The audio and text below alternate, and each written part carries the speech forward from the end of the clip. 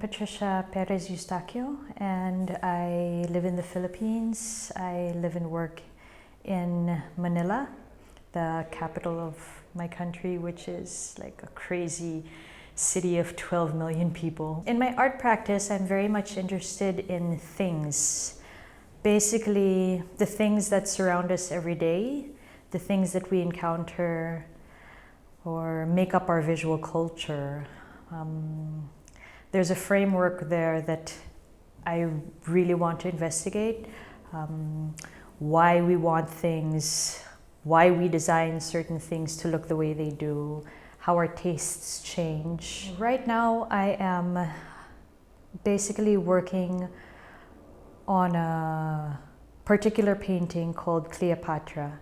Cleopatra was a painting made by Juan Luna, who was probably the first Filipino artist to study fine arts in the West in the late 1800s.